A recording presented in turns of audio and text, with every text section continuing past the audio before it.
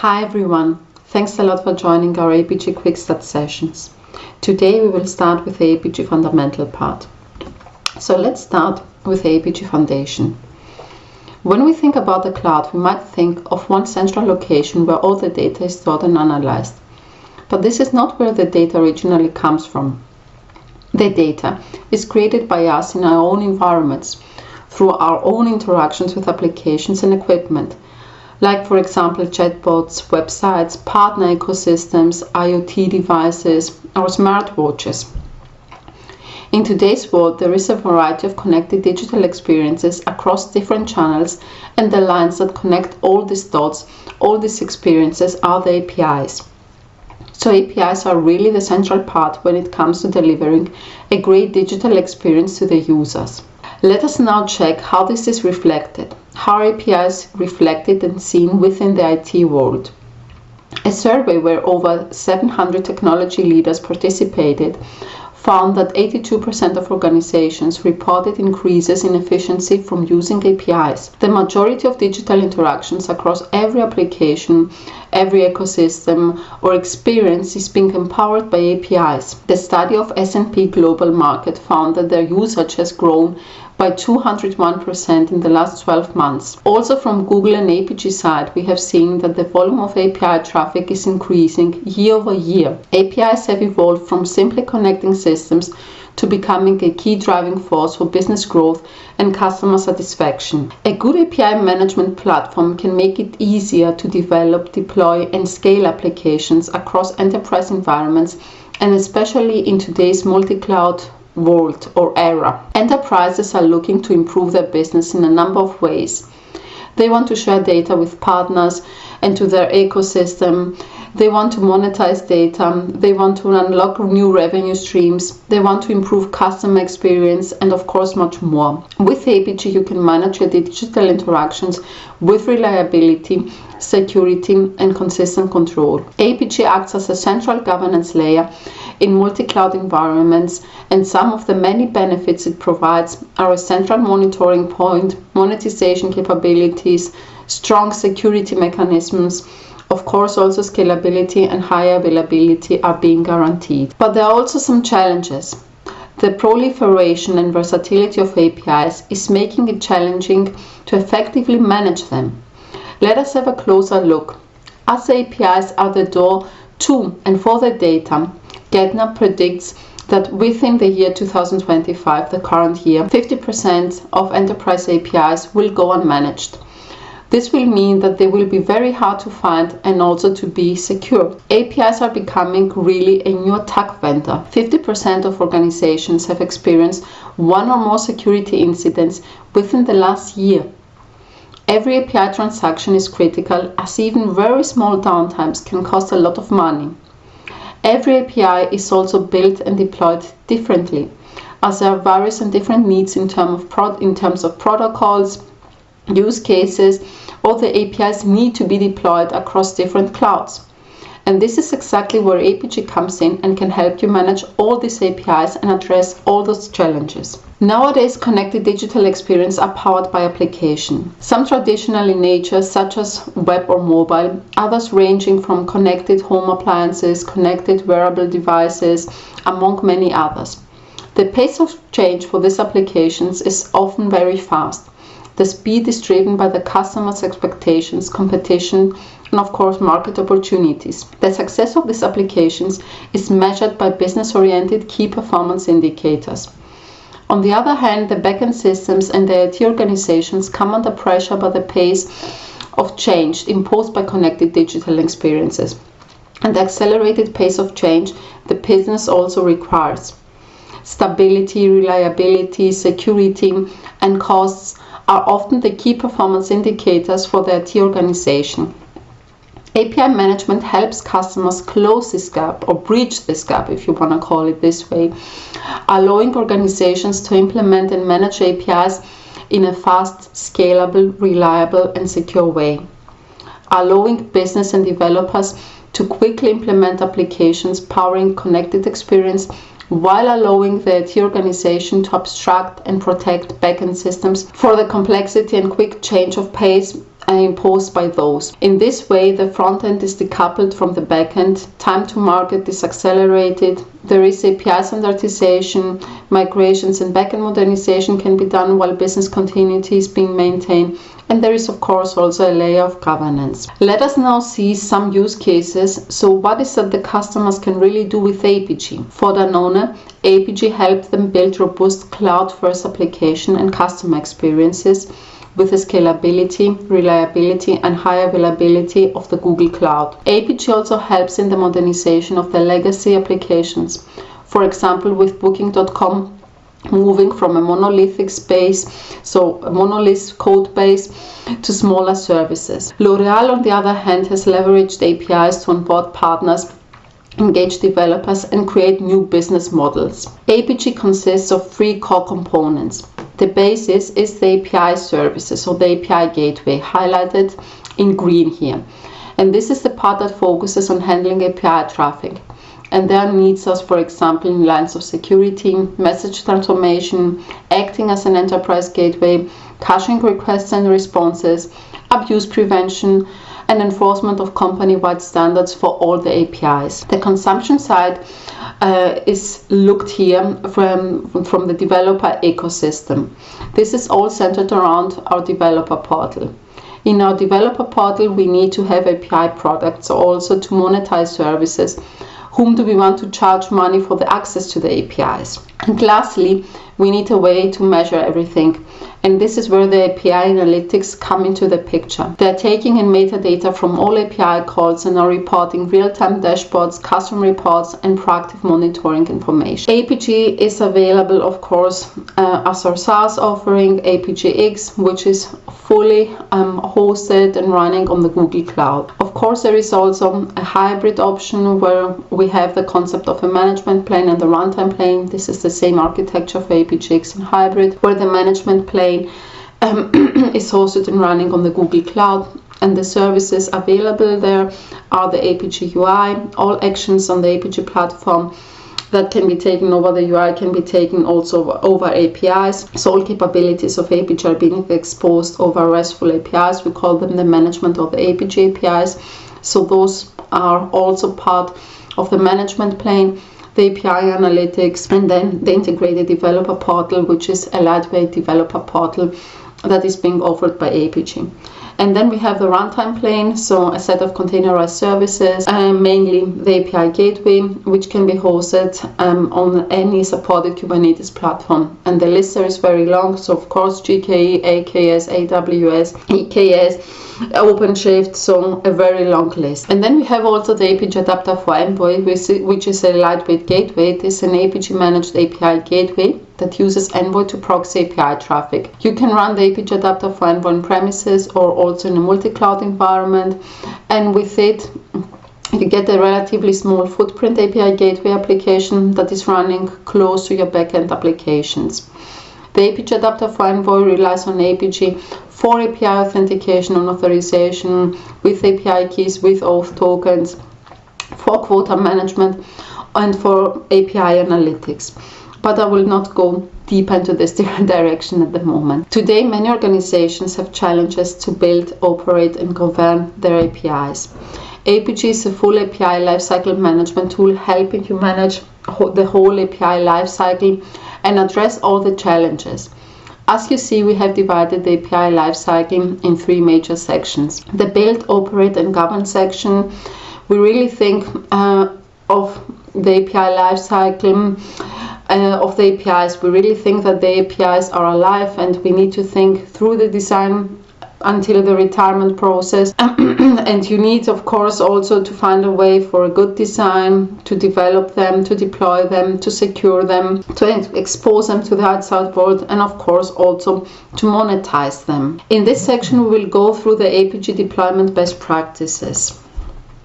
So in this slide, let us focus on the high-level end-to-end architecture when you deploy APGX, as mentioned before, SaaS offering. You see on the right side the Apigee instance within the Google managed project, of course, which Google is managing for you, as this is a full managed service. Then you see the Apigee organization with one environment. We kept it simple here. So with one environment, of course, there could be more. As the image shows, Apigee consists of the following primary components. The management plane, so I mentioned it before for the hybrid offering, so this is the UI of Apigee. The APIs that you can use to create, manage and deploy your API proxies, the API analytics and the developer portal. And then we have the Apigee runtime, a set of containerized services in a Kubernetes cluster that Google maintains. That's the gateway, as we said. All API traffic passes through and is processed by these services. You get access to this Apigee instance, so how traffic enters is through your own customer project. So once you do the Apigee provisioning, you will either have an external load balancer if you plan to expose your APIs to the external world, to external consumers like partners or developers, or you might also have an internal load balancer if you only want to allow your internal developers within your company to access the APIs. The way traffic is entering into Apigee is configured and done through your own GCP project, and traffic would first hit your load balancer. It would then be routed to the Google Managed project in the Apigee instance. And this VPC peering that you see is something that you can do when you provision Apigee. So you say, this is my project from which I want to peer the Apigee instance that I'm provisioning right now. You can also provision Apigee without VPC peering, just as a side note. From your Apigee instance, the traffic can go to your backends through the internet, for example. You could configure MTLS. There are also some other various options based on where your backends reside. And of course, we leverage all the GCP networking capabilities that are being available. Let us now have a look at the Apigee terminology. The Apigee organization is a higher level container for the objects in an Apigee deployment. So it includes, for example, all API proxies, all applications, all API products, and the relationship between an Apigee organization and a GCP project is a one-to-one relationship. In the Apigee provisioning process, you need to choose which project do you want to provision Apigee into, and the Apigee organization will be provisioned. After you choose a GCP project, the next step is to create a runtime instance. A runtime instance is a Kubernetes cluster which runs the Apigee services, and the runtime instance maps to a GCP region. You can of course have multiple instances within the same single management plane. Now let us have a look at the environments. An environment is a logical isolation execution context within an Apigee organization where you can deploy API proxies. Usually separated environments are being used for each SDLC state. So for example, there is a dev, there is test, there is maintenance, and there is production. An environment group is a logical grouping of Apigee environments that can have one or more host names. So for example, you could have a non-production environment group with multiple environments within it, like for example dev, test, int. And for production and maintenance, you could have another environment group. Of course, the separation, how you want to achieve this, is up to you and based on your given use case. But those environment groups are accessible then through the host URIs that you can configure once you create those environment groups. If we look now at all these concepts within one picture, the red big box that you see is the Apigee organization. And then within it you have the three environment groups, dev, test and prod in our scenario, and each has a different host name. Within the environment groups there are the different environments. The underlying blue boxes in the picture are the instances that correspond to the different Google Cloud regions. If you use GCP, you might be already familiar with a hierarchy. On the top you see the GCP organization, which makes it possible to manage your business organization profile and all the resources such as folders, GCP projects, and which users can access them, and much more. Within your organization you have some folders. Folders are nodes in the Google Cloud hierarchy. A folder can contain projects or other folders or a combination of both. Within those folders you have the GCP projects. A GCP project is the basis for creating, enabling and using, but also managing the GCP services. The relationship between a GCP project and an Apigee organization is a one-to-one relationship. Within the Apigee organization you have environments. So in our example, we have the API management non-prod org with 2 environments, dev and test, and the API management prod org with again 2 environments, prod and sandbox. Let us now check how to provision an Apigee organization. Mainly there are 4 steps you will see over here. There is the provisioning wizard for eval orgs or the Google Cloud Console for pay-as-you-go and subscription organizations that we will see now. But of course this can also be done over the command line or over Terraform. So let us start with the Google Cloud Console. As soon as you open it, you will need to already have chosen in which GCP project do you want to provision Apigee, and then you will have these 4 steps. Step 1 would be to enable the APIs that are required for the provisioning process. The second step is to set up networking. Here you can choose if you want VPC peering and choose the API ranges. Choose the IP ranges.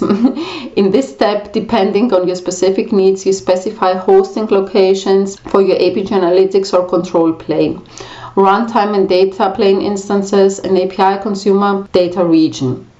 You also specify encryption keys, and you can select what exactly you would like to have. In the last step, you can choose to expose your new Apigee instance to external requests or keep it private and only allow requests from within the firewall. After these 4 steps have been completed, your Apigee organization will be ready, and you will see the green screen that you see on the right side here, that the Apigee environment is ready.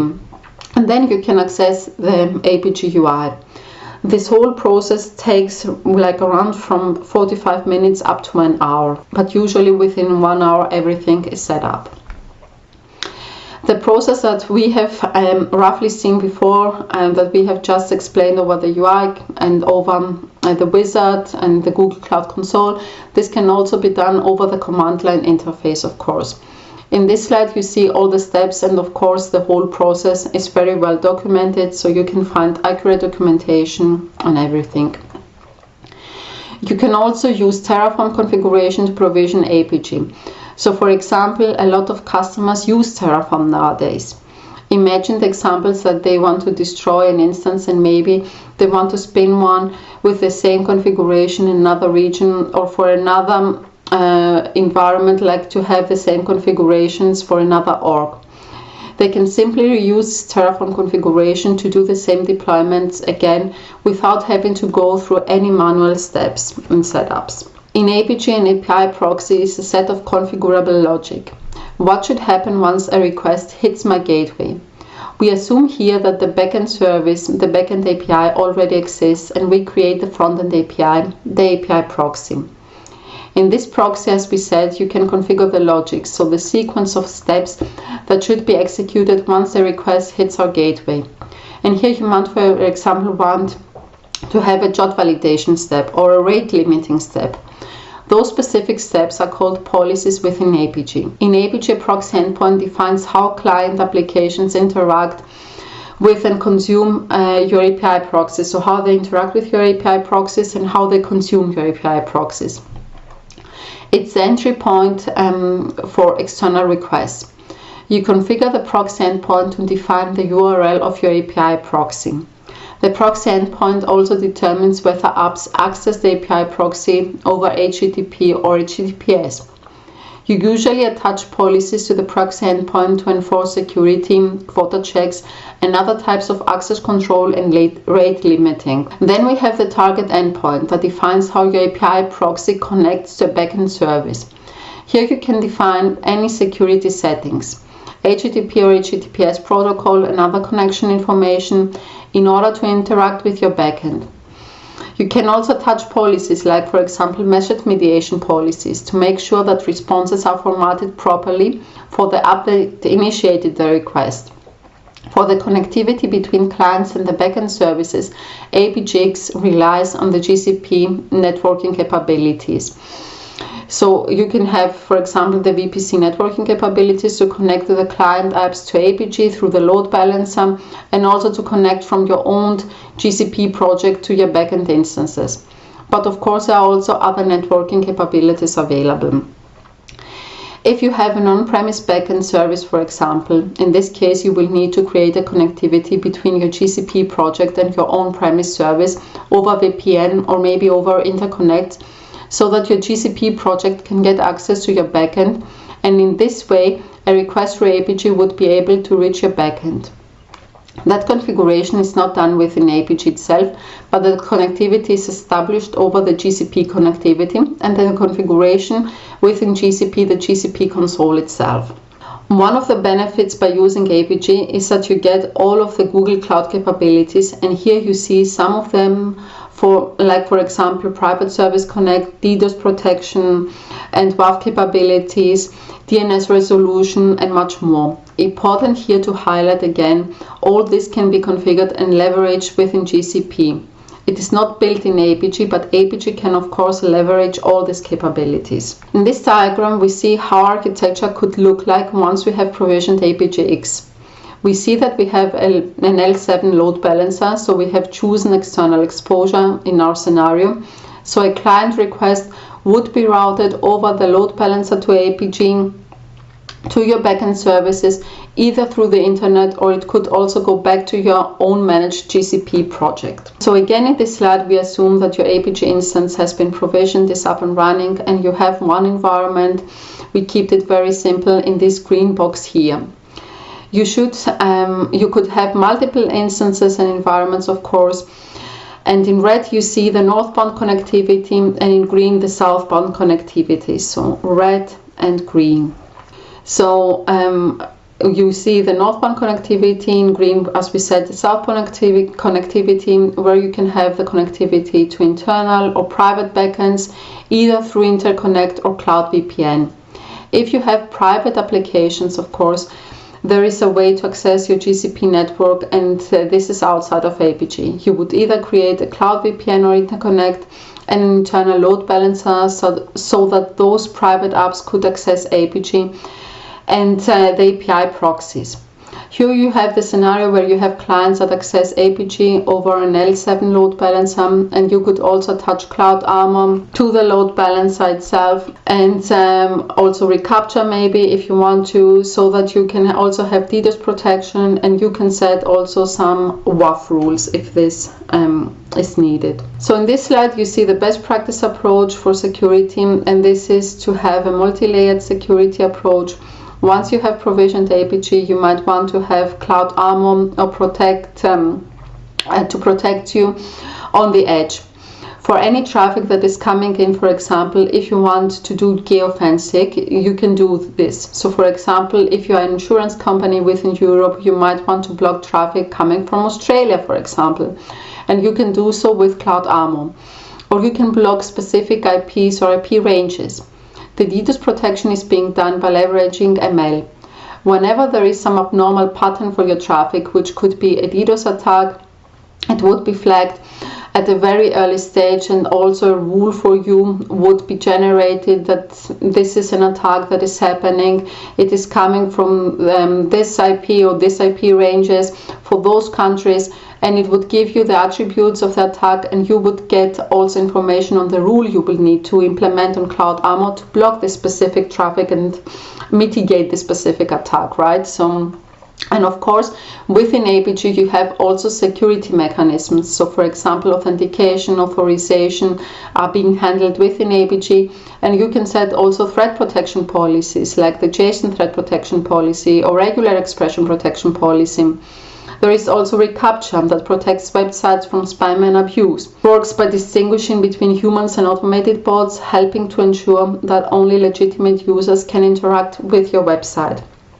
On top of Apigee, there is also an add-on, Advanced API Security, that could help you to identify misconfigured APIs within your organization. And of course also there are the security reports where you could identify any potential attacks, for example, identify if a bot is calling you, and you could have also mitigation actions, you can have alerting, you would have all the thorough reports to see everything.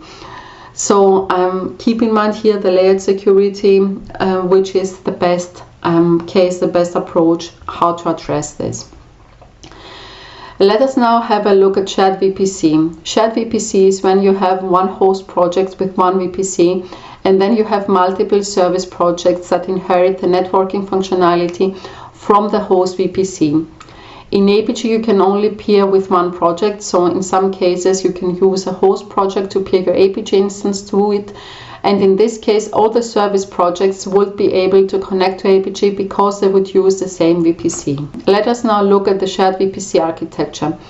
You see that we have the shared VPC host project in red, and then we have a service project where we have all of our backend services in yellow. You see that the peering with Apigee instance is done with the host project, and then shared VPC and the networking functionality is inherited from here. In this way, the host project would be able to get connected because it is using the shared VPC model.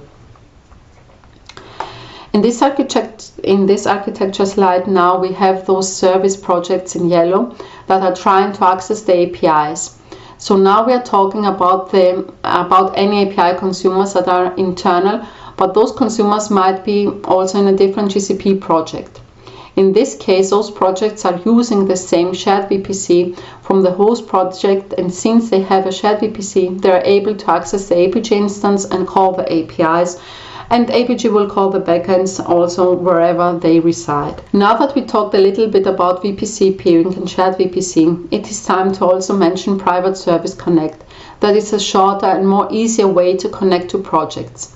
So instead of having VPC peering, you would use or create a Private Service Connect between two projects, and you would configure that I want to connect to this project over Private Service Connect. I want to connect this given project over Private Service Connect to this project, and define them, declare them. So how this would look like now. You would have a client application that sends the API calls. You would have your external load balancer, and then you would have your Private Service Connect from your own managed project towards your Apigee instance. This is a simpler and one of the latest functionalities that is being currently offered. Now let us look at the private, like the second scenario here of the private applications or internal applications that might want to call Apigee. Here you have a cloud VPN with an L7 internal load balancer and a private service connection between this given project and the Apigee instance. You see that there are also multiple to-one connectivity, and you can also have multiple front ends as well in multiple different projects, and that would be connecting to Apigee. And here on the right side at the bottom of the page, you see how this all would look, the instance details within how this all would look like in the Apigee console, in the GCP console. Also we can show how the Private Service Connect details would look like. Now to the southbound side, that also works in the same way. You can easily connect to your backend projects using Private Service Connect. In this case, let us assume that our backend is on GCP and we connect to it with a Private Service Connect. I have a load balancer that might be balancing the request to multiple GK endpoints, but of course you can have multiple backends or backend projects, and Apigee would use Private Service Connect on the southbound connectivity. This can also be done even if you need to connect to private backends on premises. So in this case, the Private Service Connect can connect to the backend project over Private Service Connect, and then a load balancer can be used and a VPN to send the request to the backend service. At the bottom now of the page, you see how you would configure this within Apigee. Let us now have a look at the holistic end-to-end architecture, how this could look like. We have seen the northbound and southbound architectures in the slides before. Now we see it holistically, and within Apigee we have two instances. The traffic is coming to our L7 load balancer, and then there is a Private Service Connect from the owned project to Apigee. And important is here to mention that Private Service Connect is a regional resource. So it is important to have multiple resources in case we have multiple Apigee instances in one Apigee organization. So in our scenario, as we have two Apigee instances, we have created two Private Service Connects, and there is a similar architecture also for the backend. Important here to mention is that if I have two instances, for Apigee it will automatically replicate data an environment across multiple instances. So let us say if my request goes to the first instance and my next request goes to the second instance, you don't need to do something. That is replicated automatically. So as a consumer, I would not notice any difference, as the API call will return the same data as it should. So far we have touched on some topics. Let us now have a look at CI/CD. Once you start working on or with Apigee, you will probably start with a proxy editor in order to get familiar with Apigee and all the capabilities and functionalities available. The Apigee UI provides a great drag and drop proxy editor for proxy development. You can develop, test and update proxies very easily, and you can also use the debug tool, which is great in order to start testing your APIs and see what's going on. But what we see, and this is also the best practice, is that most of our customers use CI/CD pipelines in order to create and publish their APIs. The Apigee UI is fantastic for learning or testing purposes, but when you want to get in production, you will need a CI/CD approach. In this section, we will talk about how you can develop your CI/CD pipeline within Apigee and what tools you could also use to integrate with your current CI/CD pipelines that you might already be using. So the deployment of APIs is actually a step that many customers automate through a CI/CD pipeline. This workflow, this pipeline can look different, of course, for all customers, but this slide shows an example. You don't need to use CI/CD, but Apigee makes it easier with our management APIs and many open source tools. Let's have now a closer look. So the first step would be that a developer creates a backend API, the backend services. Then the API proxy would be created. This code would ideally be in a source code repository, for example GitHub. The next step would be to have a pipeline that runs a series of tasks, and this is even outside of Apigee. So you would probably run some code analysis, for example linting, to detect if someone has followed the best practices in order to create an API proxy, or if something has been configured, maybe something that is not applying to your best practices or how you want to have your APIs. Then a developer would run a unit test for the APIs. Once this is done, they will use some tools by Apigee to build actually the API proxy without having to use the Apigee UI. There are tools like SACMesser, for example, or the Maven plugin that you can also find in our DevRel repo that is available, and all this can be used into your own CI/CD pipeline. Then you would get some reports, and if everything is fine, you would publish that API to the given environment, e.g. in your dev environment or in your sandbox environment. You might also want to run some more tests before you deploy the API to your productive environment. Once you create an API proxy, you can download this in a form of a bundle, so a zip file that contains all the information around this API proxy. This structure could be saved in your source code management system, in your source code repository, of course. Every action you can perform over the Apigee UI, you can also perform over RESTful APIs. We call them the management APIs or the Apigee APIs. So for example, all actions like creating an API proxy or an API product, publishing the API proxy in the developer portal and so on, all of this can be done, of course, over the management of the Apigee APIs. A very important point to mention here is that there is not a one-size-fits-all solution. So there is not a single setup that will work for each and everyone. We provide you with the tools that can integrate with your own CI/CD pipeline in your own landscape, but we assume that there is already a CI/CD pipeline existing, and of course, leveraging our tools, you can leverage Apigee in the best way and make everything fit into your own needs and into your own landscape. Let's have a look at the Maven plugins. The Maven plugins can be used to configure APIs or deploy those APIs in the Apigee environments. These plugins are actively managed by us, and there are releases with new features, with new functionalities. Those are very actively being managed. You can choose either the Maven plugin or SACMesser or the Apigee command line interface the Apigee CLI to configure or deploy your APIs in your Apigee environment. For a developer that wants to create an API proxy using an IDE, they can also use Visual Studio Code. In VS Code, I have the Apigee plugin, and by using this, I can create the API proxy, and it would do all the auto-completion for me.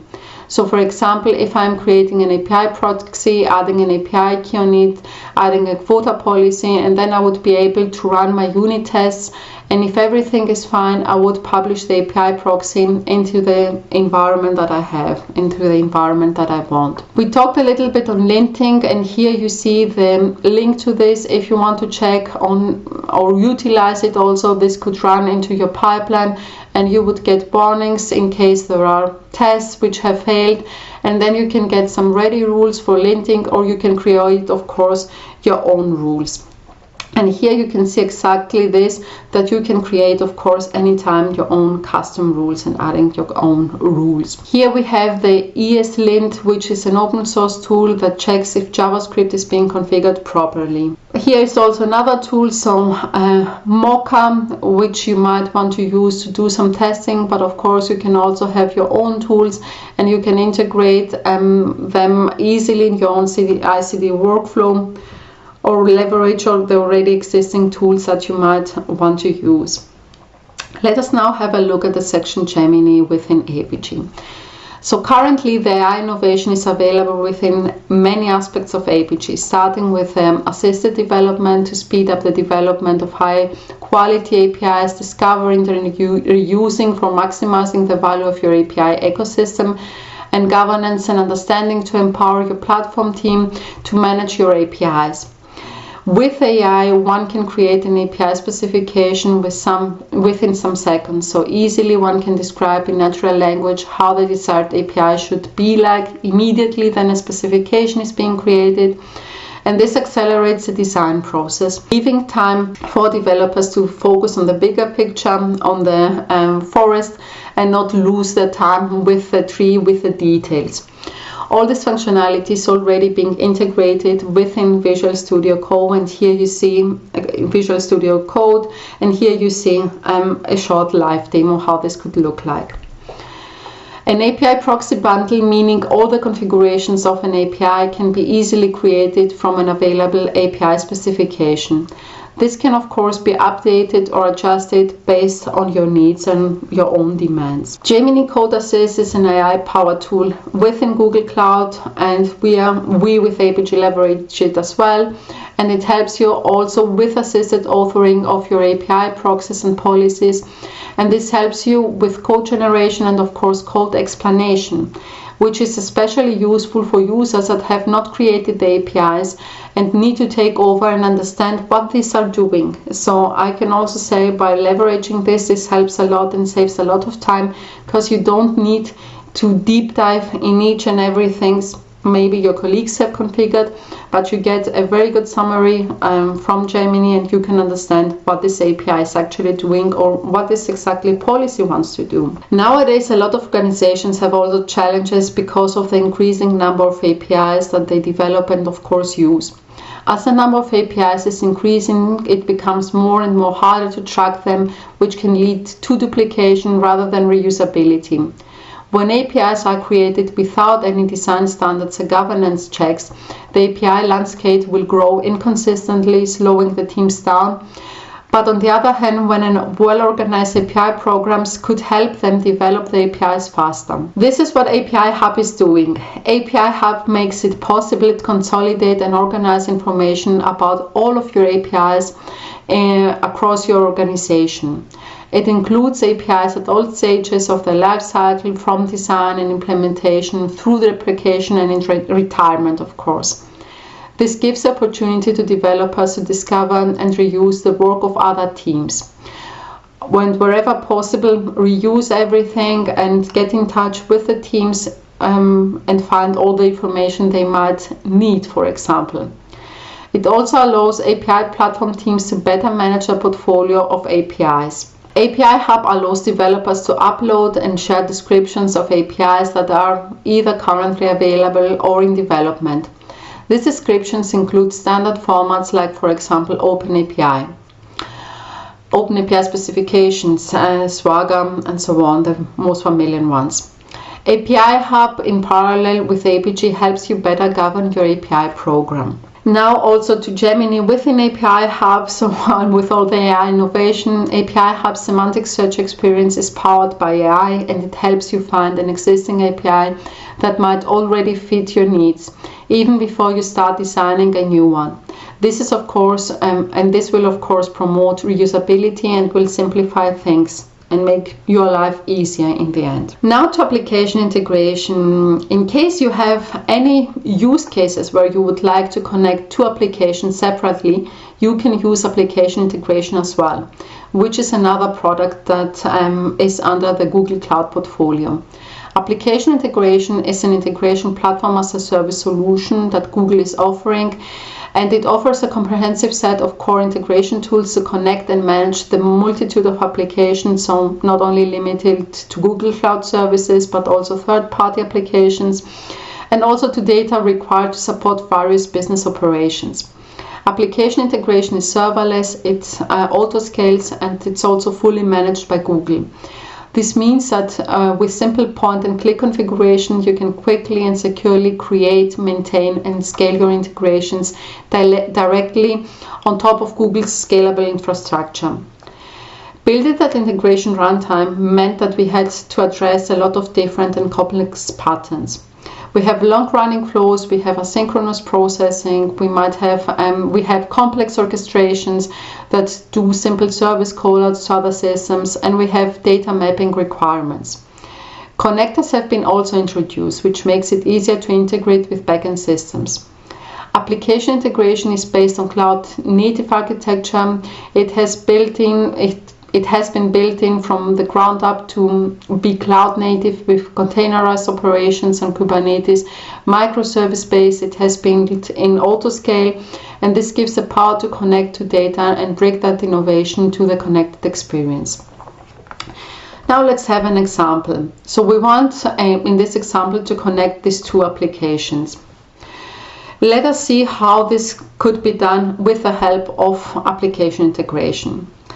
So a trigger, we would start with a trigger, which is an external event that initiates a task or a sequence of tasks in an integration, and you can think of the trigger as the entry point into your integration.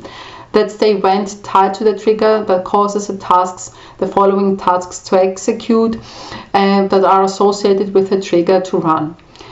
You can add multiple triggers to your integration. However, when an event occurs, only the trigger associated with this given event will trigger the task, and the task will be executed. There are a bunch of triggers that are being offered. So a few of the predefined triggers are the API trigger, which is an important one in my opinion, that lets you run your integration via an API call. This trigger is useful when you want to run your integration from your application code. There is, for example, also the scheduler trigger. The schedule trigger lets you run your integration periodically at specific time intervals, and it's useful when you want to run your integration automatically without any human interaction, like any manual intervention. Of course, there are also much more triggers that could be used. Then there is an orchestration part. At this step, it's good to explain that there is the term of tasks within application integration. A task is a well-defined unit of work, and in general, tasks can take an input, complete a unit of work using the input, and produce also an output. Here you can merge data, filter it, and use a data mapping task to make variable assignments in the integration. The variables can be integration variables or task variables. And also within the data mapping task, which is really, really powerful, it can be used to transform data into meaningful variables so that they are accessible to other tasks or triggers within integration. Of course, here it's also important to say that monitoring and logging capabilities are being given. So each and every step is being logged. So even if an integration is running on error, you can log into the console and see which specific step has run into error, and of course fix this and take your actions, whatever they might be. And now to the connectors. With connectors, you can connect to business application and technologies and other data sources using the native protocols of each target application. With connectors, both Google Cloud services and third-party business applications are being exposed to integration through a transparent and standard interface. So for example, there are connectors for Salesforce or BigQuery. There is an intuitive integration designer, and it is a drag and drop interface that lets you create your entire integration flow with little or no code. You have also logs in the executed integration flows and monitoring, where you see if everything was successful. We mentioned this before, or if anything went wrong.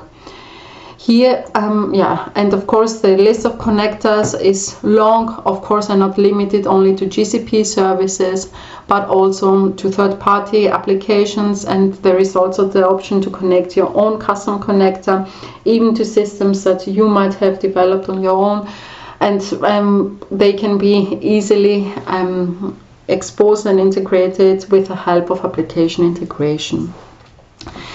So thank you very, very much for your time today, and we would love to have you also within the next following sessions.